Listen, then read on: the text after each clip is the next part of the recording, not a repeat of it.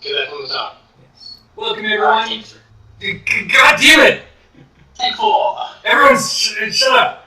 Welcome, everyone, to episode 1 of GateKeepers, the RoleGate RPG podcast. For those who don't know, we just spent probably a good 15 minutes actually attempting to record the show, and I had not clicked the record button. So, if we could just do a quick introduction, I am JustAnotherGM, and let's go around the line.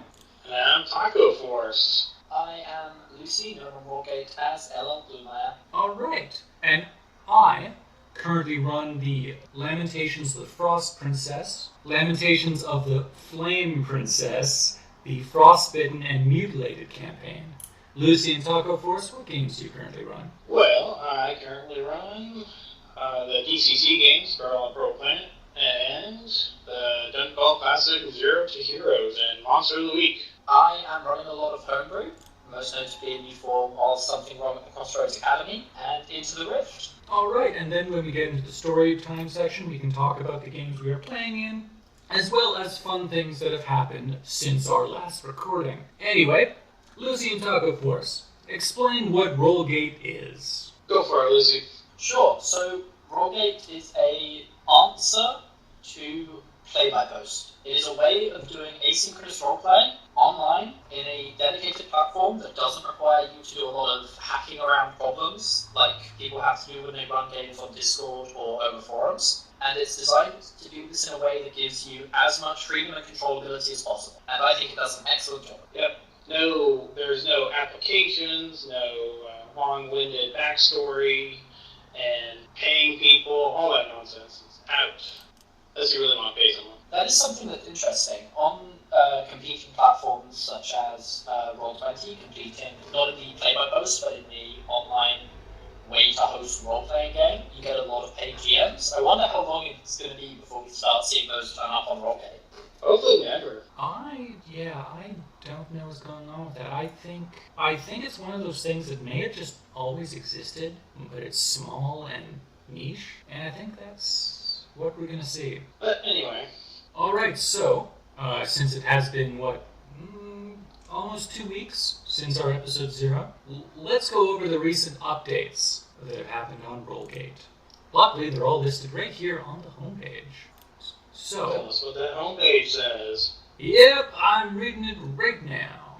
There's a lot here. Alright, so, if you are spectating a game, you can now join it from the spectating mode. You can also share direct links to your game. A lot of people in the Discord have been doing that. One thing I found interesting is the links you generate aren't fixed, which means if you change the name of your game, the name of the link itself will change. That's something to keep an eye out for. But the link still stays valid, correct? No, the old link dies. So you always have to make sure that if you're changing the name of your game, you make sure that everywhere where the link is listed is up to date.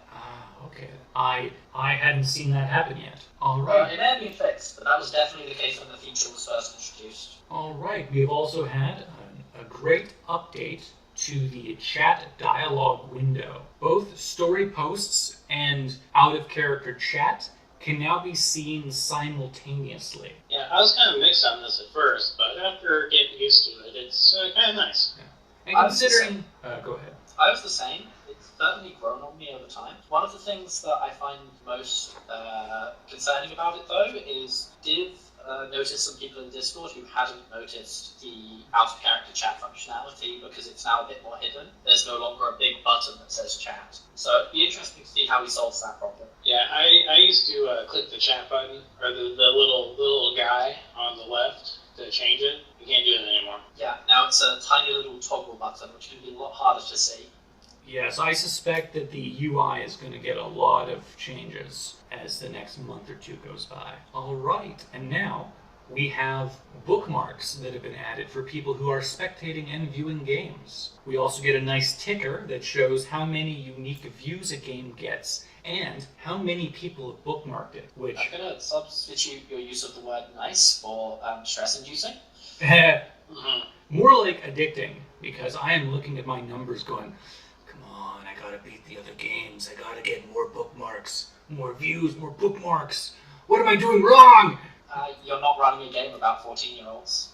Yeah, good point. Although granted, would you really want to watch a Lamentations of the Flame Princess game with 14-year-old characters? Although... That's an interesting concept, I guess. Idea. There's a setting for Lamentations. It's basically Alice in Wonderland with vampires. This That could could be be a done. very interesting way to run Lamentations with 14-year-olds. Maybe in the future. Because I do want to run the setting called Red and Pleasant Land sometime. Yeah, it's a neat book. I have not read it. It's one of the setting books for Lamentations of the Flame Princess, and like a lot of things in Lamentations, so much of their setting books can just be stolen for whatever game or system you run. And this one is an entire setting, location. It's basically Wonderland. If two factions of vampires have been having a slow war for the past millennia. Interesting. There's even a new class called the Alice. It's like a specialist, which is that game's version of a rogue. But every time you level up, you roll 2 percentile dice, and you get essentially random buffs each level. That's really interesting. It's a feature that also exists in Frostbitten and Mutilated for the Amazon and the Witch class. Are they always strictly buffs, or can it just be random good luck situations? Essentially, how do I explain this? Your class progression is randomized. Those 2 rolls, one of them could say your strength goes up by 1, or you now gain an ability to sneak attack better, or you can now talk to furry animals. It is weighted, so for example, maybe 1 to 30 on the percentile roll is a buff to your saving throws, or to your HP, things like that. But some of them have really crazy, unique ones. Alright, and now, let's see. Oh, there was also language additions. Both the French translation, Italian, and Polish translations are now added to the site. This opens it up for other languages to be added as well. I think it can only be a good thing that RoleGate is able to reach more linguistically isolated people. Hey man, people in Eastern Europe, they need their RPGs too. Well, I noticed even before the language report, there were a couple French-only games spoken about. Yeah, that's... Yeah, I saw those. Man, like... I'm actually in a game with someone else who doesn't speak English very well, and it seems like a nice learning for someone who wants to learn English, but I'm sure he'd enjoy his own translation. Alright, what else? Oh, and one of the best additions, which came out of the blue, is the I am done button, which you just click there saying, I'm done, and I'm waiting for the other people to respond. Even the GM can do this. It is the best thing that Div has added recently. It is fantastic, because it kills all of that dead time, where as a GM, you're waiting for your players to do something, and the players are waiting for you as the GM to do something. I also feel it adds a nice bit of oomph to do something and then triumphantly click, I'm done. Mic drop, let's do this. Yeah, it's kind of like the, what are you going to do now? Alright, and that is... Oh, and the biggest news of all, 2 days ago, RoleGate has reached 1 month old, and Div put a nice infographic up summarizing stats and interesting features. One person here even has their game that has shown up on one of the lists. Yay! That was me. I'm on there. It's, yeah, we're both on there. You have 1 more bookmark than me on this. I'm not on that infographic.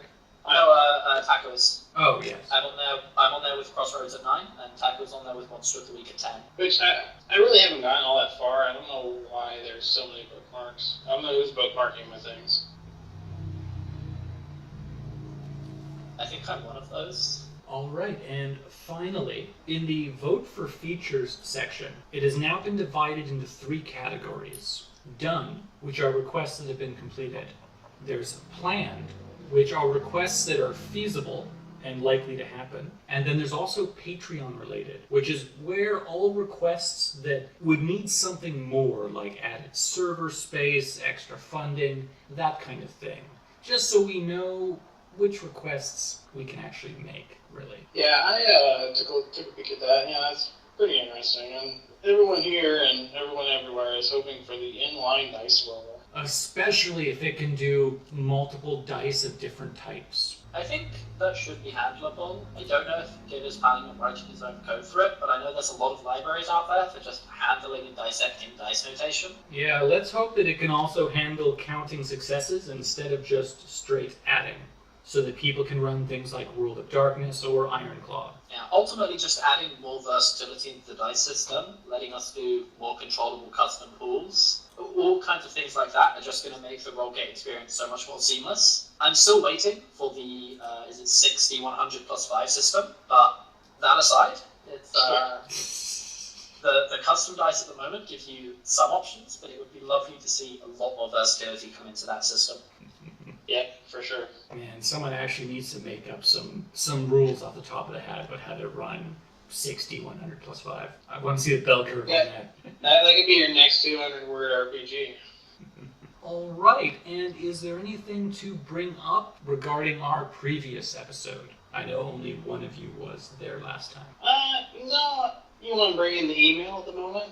Oh, yes. I did put out some requests for emails, and I will bring it up right now. We got one, and it's called Breaking a Table by Arm Wrestling. This happened a few weeks ago in a GURPS Viking game. The character in question is the strong silent type, but wouldn't turn down the opportunity to perform a feat of strength. The PCs walked into a tavern where an arm wrestling competition was going on.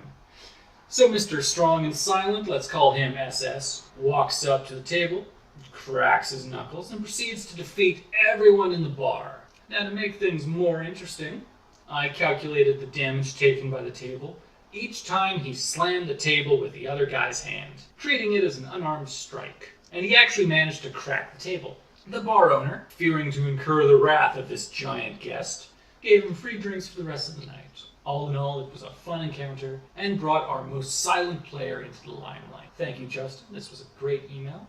And it also highlights some fun things we can do just out of the blue to surprise players. What does everyone else think of this? That's a nice story. Yeah, I love the idea of keeping track of damage to the table in an arm wrestling contest. That's fantastic. And not to joke... Yeah, I was expecting some hard conflict that we needed to solve, but there's, all we can say is good job. Yeah. He clearly has the supplement for GURPS about breaking tables. It was probably part of their wrestling line. Yeah.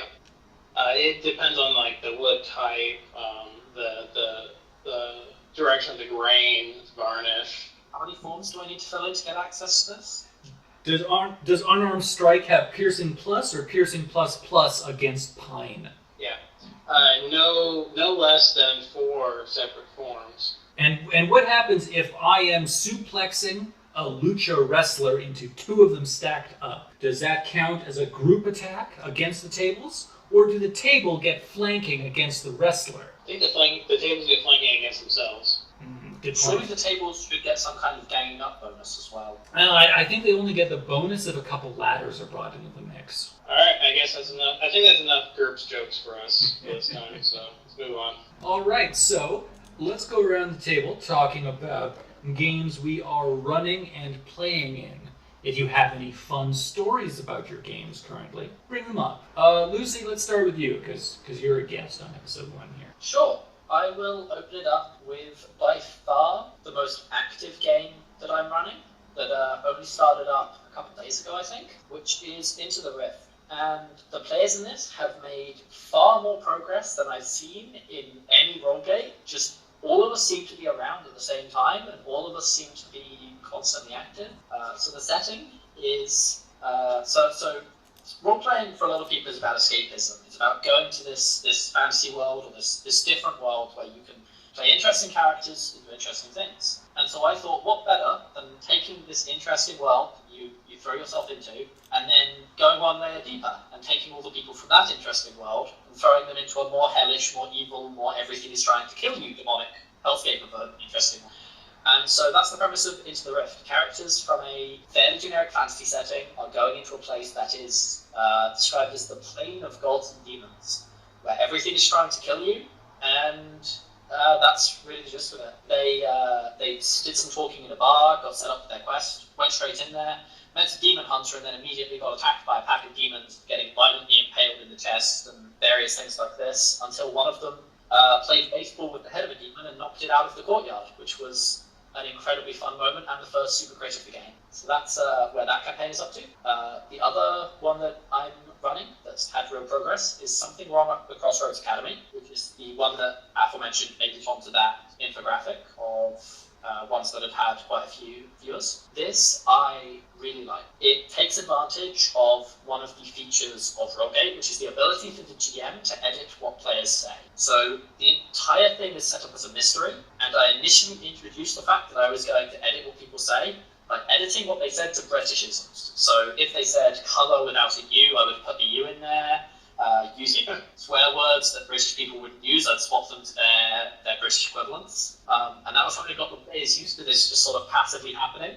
And now, I don't think it's too much of a spoiler. Players will figure it out. One of them's even mentioned it, to say that they are forgetting things and forgetting people that exist in the world. And so whenever one of the players says something in character referencing someone they've forgotten, I'm just editing it out. And it makes a really interesting dynamic where they're slowly starting to piece together and discover what they do and don't have knowledge of in character through trying it out of character. And it's a dynamic I'm really happy with.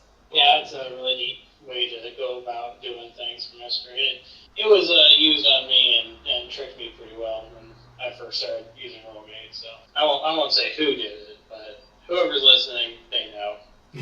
As for the actual story development in that game, characters are a group of 14-year-olds in a secondary school who have gone class to class.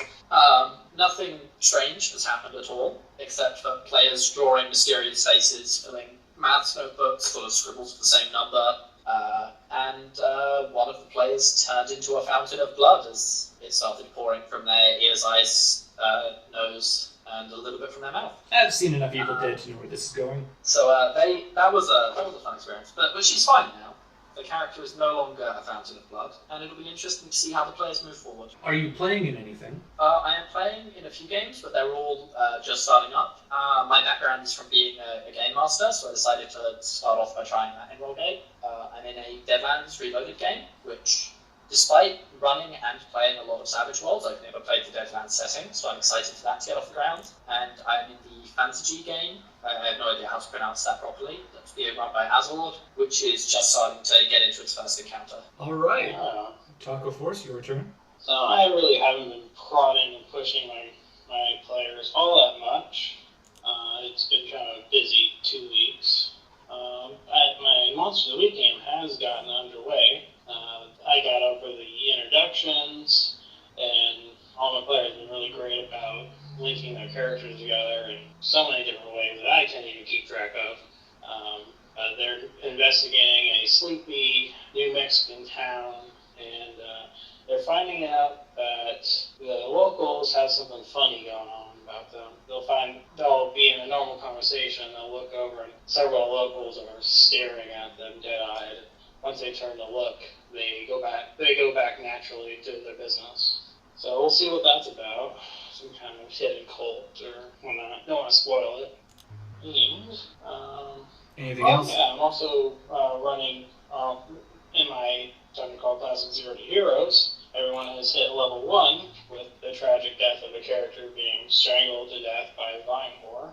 So that's exciting. I had this idea about a lawful intelligent sword, because for Dungeon Crawl Classics, magic items are rare and unique, so I'm going to give them their first magic item, which is a lawful intelligent sword that heals awful enemies when they strike them and damages demons for extra damage. So that said, how they found it was in the body of a still living knight in the demon realm that they're currently in.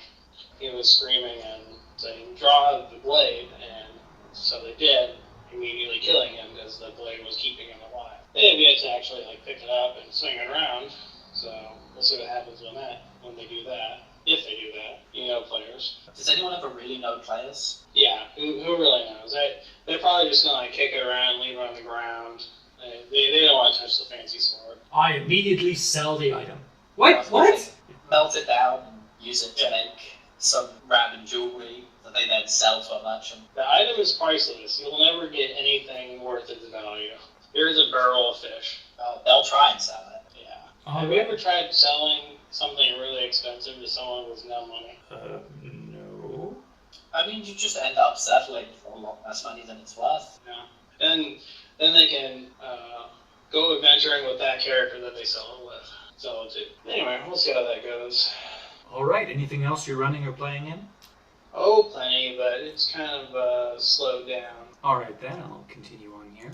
Let's see, I have recently joined an Adventurer Conqueror King game, supposedly a mega dungeon. I only joined a day or two ago, so we don't even have characters fully fleshed out yet. I am also the character Derek in Something Wrong at Crossroads Academy, which I've been kind of inactive for the last day and a half. I feel really bad about that because of work. Work's been kind of crazy. I am also part of the GURPS Ultralight game as a player. There's only been 2 players so far and it just started. But we've had some great interactions. I proposed an idea in the chat that although the apocalypse had happened a few months ago and we've been on our own, these 2 characters, we know each other from before the fall happened. So we're now kind of having this awkward banter of, oh, so how did you get here? And how's it going? Good on you for not getting bit. The iron... Oh, continue. There's a game system, that I forget the name of, that handles a lot of your interaction between players that you already know through sequences of flashbacks, where you describe antics that you've gotten up to with the players before. It could be really interesting to see sort of little snippets of how you 2 knew each other before the apocalypse, just sort of interspersed where relevant. Is that Blades in the Dark? That is what I'm thinking of, I think, yeah. Never played it, but I've heard good things about it. But just of the odd, my character recalls the time when, and then just sort of a random tangent about what you guys got up to in the past. Could be some interesting flavor. And that's it for games I'm playing in, but for GMing, there are 2 of them. There is Ironclaw, the Highwayman Hunt. Although we don't have a good dice rolling mechanic to handle the dice pools of Ironclaw 2nd edition, I am just using Microlight D20 until that becomes feasible. The players have just encountered a group of brigands and highway robbers, and they're in the middle of dealing with that. The other game, my piece de resistance, is Lamentations of the Flame Princess, Frostbitten and Mutilated. The game has really kicked off. The party was wounded from their first and only battle so far with 3 Amazons. So they walked about an hour north to try to find a hiding place where they can camp for the day. And this is where I started to have fun. Because one thing I always like to do in campaigns is that every player, they get something unique that's not quite in the book. Maybe it's a magical item.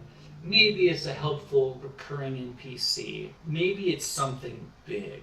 One player, who is a rogue, they've put all their skill points into bushcraft. So they're basically a ranger rogue thing, who encounters a talking fox. And through helping the fox try to learn how to hunt, because the mother of this fox died and didn't really know how, she was able to lead the party to a hiding spot. This was also a big hint to the players that, hey, maybe the animals in this frozen wasteland can talk to people. And finally, during that night, one of my players, Roxar, who is the fighter, he had found a strange dagger the previous day and had encountered a ghostly white wolf that no one else in the party could see. During this night, while standing guard, the wolf approached him again.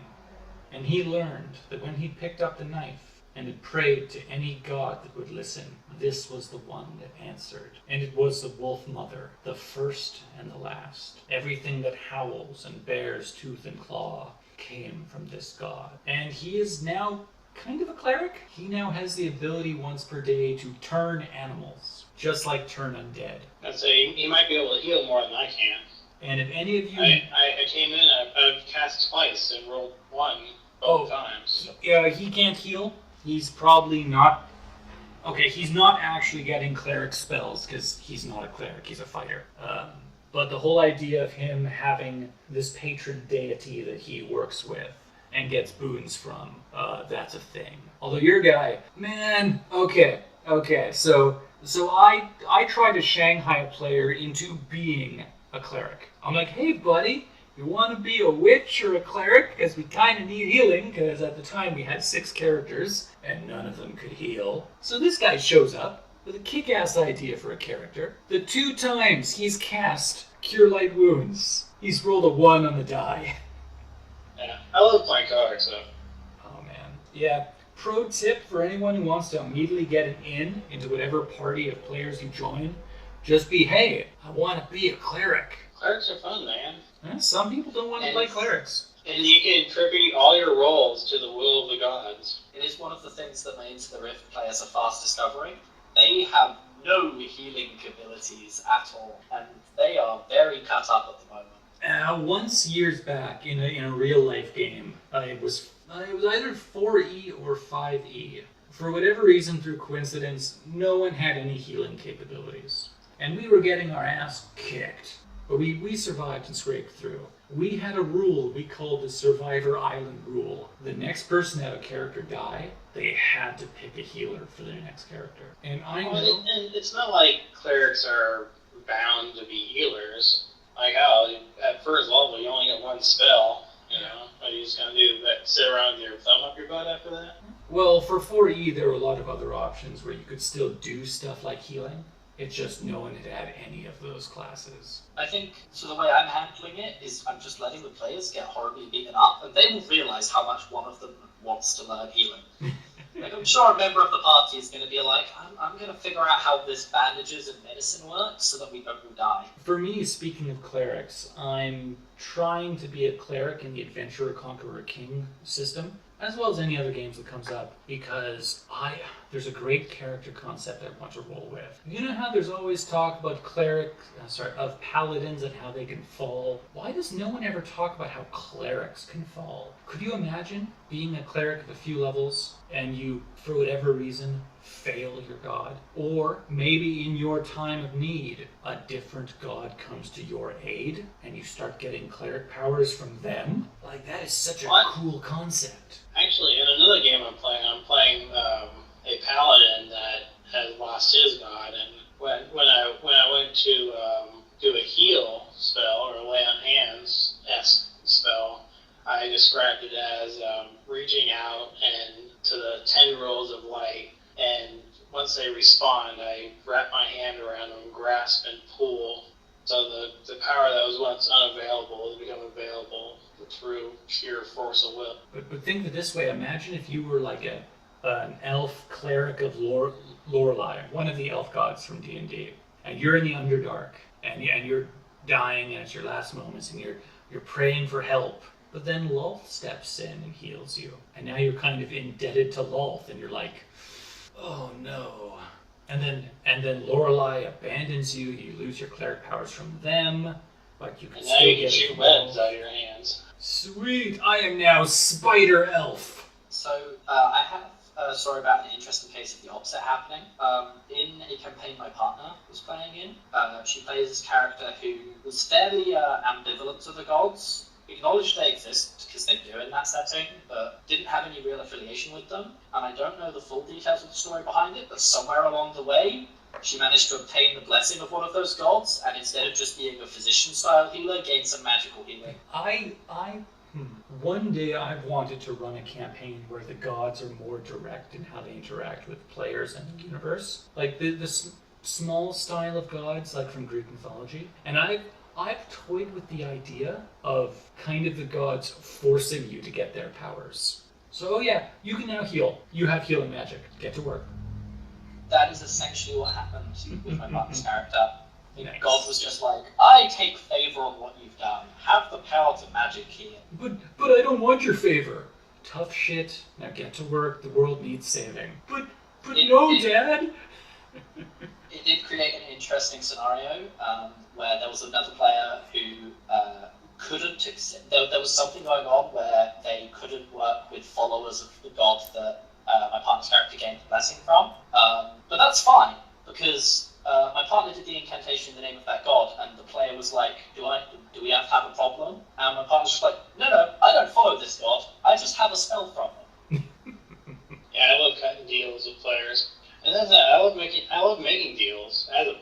I am the first one to sign that contract. Always. And remember, players, if you ever say in chat or at the table, I pray to any god that would listen, yes, that's a figure of speech, but that is a monkey paw the GM can jump onto immediately. I am definitely stealing your attitude towards that. I already have the situation where there are a lot of gods in my big unified setting that both Into the Rift and Crossroads Academy are set in, despite, they're set about 10,000 years apart from each other, but they're both set in the same setting. And with that setting, there is a lot of gods, and they're fairly active. I've In also... the modern side of things, people have forgotten them, but in the ancient side of things, people can definitely mess around with those gods, and I'm planning on running a campaign in that setting at some point where people actually can go and try and kill some gods. And here's an idea you can steal about that. What if they start getting boons from a god that one has been long forgotten, but they can't really tell if this is a good or evil god? Well, one of the characters has automatic favor from one of the gods in the Crossroads Academy campaign, and that would be a certain Derek. Because of the god Derek, whose description I have written as a mysterious god whose power grows relative to how often his name is said by mortals. You know that's me, right? Yeah. He is known to go to the parents of newborns who are yet to decide a name and whisper his own into their ear. And so it is the explanation for the prevalence of Dereks, Fredericks, Garaks, and all other kinds of Derek spin-off names in my settings, is that there is a god who takes parents who haven't come up with a name yet and whispers his own into their ears, and his power grows the more often his name is said. And then he makes those children assholes. Well, that remains to be seen, but you do have automatic favor with one of the gods. Alright, and that's it for games I'm running at the moment. We have reached the 40-ish minute mark with a cutting down. Things may shorten a bit. But let's go around, and if we have anything else to add, stuff that's not RoleGate related, but RPG related, or interesting things that have happened to you at the moment, feel free to bring that up, because I have one or two things. I just made a comment earlier about more community events. I know this is kind of a thing for people who can't plan anything, but I'd like to run a live game every once in a while. We've got the community out there now. All right, Lucy, any topics you'd like to bring up? Nothing that immediately springs to mind. I'm kind of in a dead zone for roleplay at the moment. There's exams going on at my university, which means a lot of players are absent. The LARP I play in doesn't kick off again until next year, September, I guess, next academic year. And so things are sort of a lull for me. All right, well, for myself, yesterday, I got a big package in the mail. It is a giant hardcover book called The Big Book of Maps, Volume 1, Fantasy Adventure. Now, just to explain the weight of this tome, imagine a 522-page hardcover book. Every single page on both sides is a full-color print grid map of either dungeons, outside encounters, that kind of thing. There's no stats or main adventures, these are just the maps. And I never need a fantasy map ever again. And recently there was a sci-fi Kickstarter that I threw some money into. But it's going to be a while until the book for that comes out. Oh, this book is so heavy I could murder someone with. You didn't hear that. I'm looking through at the maps that are in there at the moment, and wow, that is a really nice book. And I'm looking at it right now, I have it open. The quality of the printout is really good. You can even... Okay, here's how I describe it. On one page, on one side of it, you see the same map as the other side of the page. But one side is numbers and the other does not. And you can just decide what those numbers mean, or scan them, or use them as reference. It's just a nice little tool. I'm in the habit of drawing out my maps on... I've got a big laminated sheet of A3 paper, but even just having a lot of references to copy from, there's just ideas for what maps look like, could be insanely useful. For me, because one of my recent 5th edition DMs did this, I have always wanted to have a big flat screen TV that I'd lay flat on a table, show digital maps on the screen, and then put figures on it. It is an amazing experience, and I highly recommend it. Oh, I do have a few TVs laying around. That's a lie, I do. Does the book come with digital versions of the maps then? Yes. Now, I can't remember if that's because I paid for the book or if it's because I threw money into the current Kickstarter. But yes, there are digital versions on their website. You can even get versions that don't have grids, and things like secret rooms aren't visible. That's probably good for me. I tend to run gridless. All right, and on that note, I think we can safely conclude episode 1. I would like to thank everyone for being here. I thank you for listening. If you'd like to send some emails and have them read out on the show, feel free to send them to thegatekeeperspodcast@gmail.com. I'll have a link below in the video description. And I'd like to wish you all a good day and a good game. Bye. Indeed. Bye. Yes, quite. Yes. Toodles.